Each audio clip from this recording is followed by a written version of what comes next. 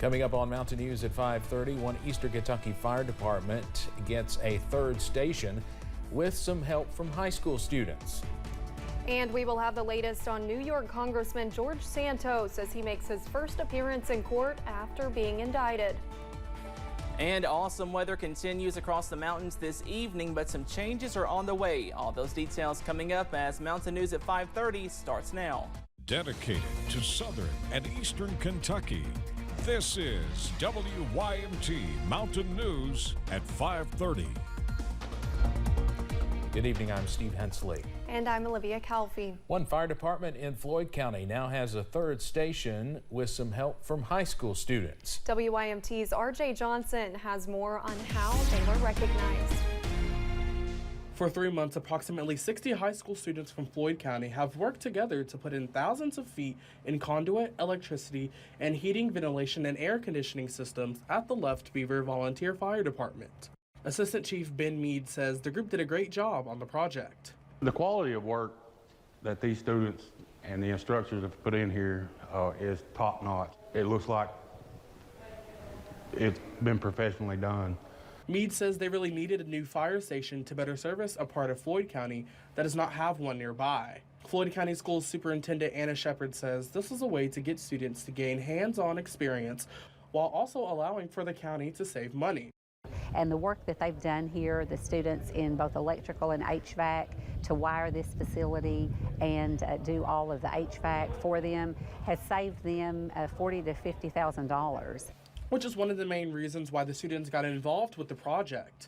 Floyd County Area Technology Center Principal Dr. Jeff Shannon says it is important to recognize the students who have worked so hard on this project. Them being able to see what they've done, the fruits of their labor being put out there for the community, driving by this road here and seeing this place in action is also an excellent motivator and something for the students to really be proud of. He says they are working together for a common goal of serving the community. In Floyd County, RJ Johnson, WYMT Mountain News. Fire and school officials say they hope to use carpentry students to help finish up the new fire station.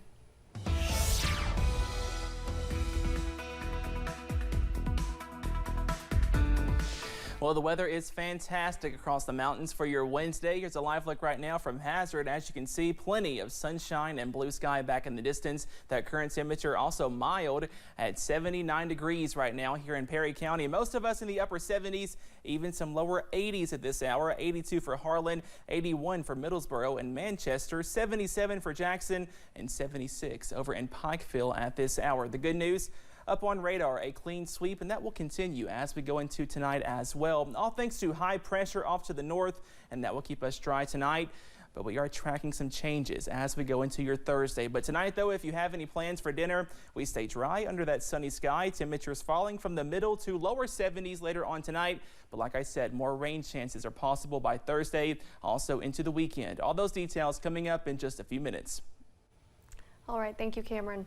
Embattled Congressman George Santos pleaded not guilty to a 13-count federal indictment, including charges of fraud and money laundering.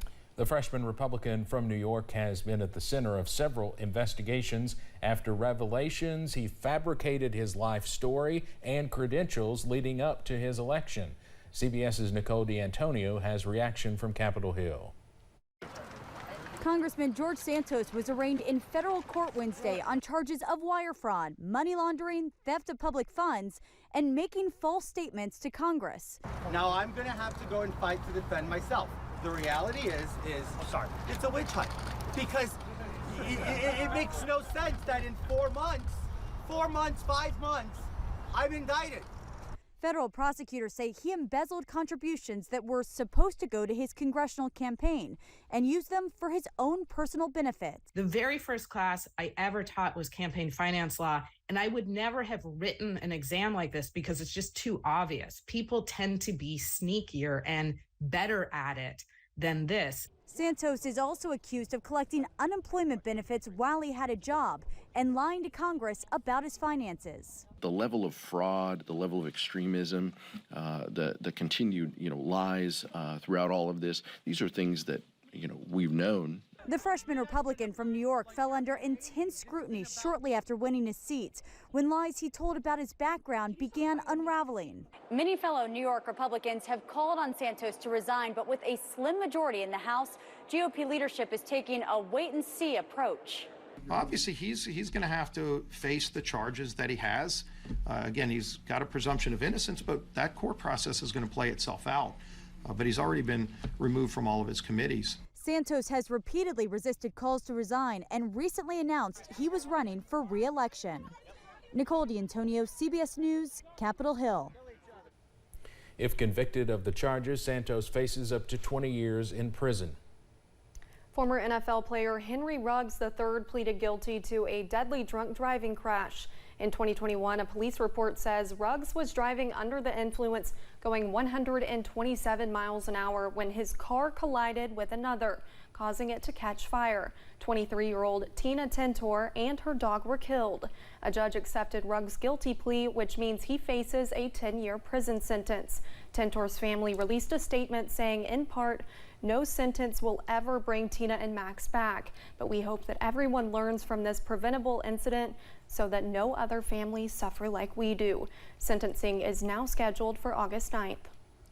Some of the victims injured in Saturday's deadly mass shooting at an outlet mall in Allen, Texas are making progress in their recovery. A Medical Center City Healthcare says as of now, 2 victims there are in fair condition, 1 is in good condition, and just 1 was still in critical condition at Medical City McKinney. At Medical City Plano, an injured victim there is in good condition, and at Medical City Children's Hospital, an injured child is also in good condition. 8 people were killed in the shooting, and that's the nation's second deadliest mass shooting so far this year. President Biden is rolling out sweeping new rules requiring migrants who cross the southern border without authorization to prove they asked for protection in a third country. The new provisions are set to take effect when Title 42 expires at midnight.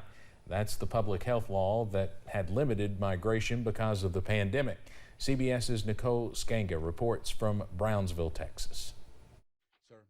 We are a nation of immigrants, and we are a nation of laws. Homeland Security Secretary Alejandro Mayorkas detailed the Biden administration's new rule replacing Title 42, the pandemic-era policy used to quickly expel migrants. The lifting of the Title 42 public health order does not mean our border is open. Under the new provisions, migrants who cross the southern border without authorization must first prove they asked for protection in a third country or face tough consequences. An individual who is removed under Title 8 is subject to at least a 5-year bar on re-entry into the United States and can face criminal prosecution if they attempt to cross again. A senior U.S. official tells CBS News U.S. Border Patrol apprehended more than 10,000 migrants Tuesday alone. Some 2,000 have been arriving each day here in Brownsville, Texas. Asylum seekers have been gathering in border towns ahead of Title 42's expiration, including Gregorio Felipe, who fled Guatemala with his 5-year-old son. I can't go back to where I came from because I could kill my son. Migrant advocates have expressed concerns about whether the new Biden administration policy is fair. Our laws say as long as you step foot on U.S. soil in order to seek asylum, that's not an illegal entry. The ACLU has already indicated it intends to challenge the policy in federal court. Nicole Skanga, CBS News, Brownsville, Texas. The Department of Homeland Security has been training hundreds of asylum officers to help deal with the influx of migrants at the southern border. Secretary Mayorkas is also urging Congress to fix the nation's broken immigration system. Coming up on Mountain News at 5:30, data breaches have already impacted millions of people this year. Some ways you can protect your information. Plus, we are watching out for more rain chances as early as tomorrow. All those details coming up next.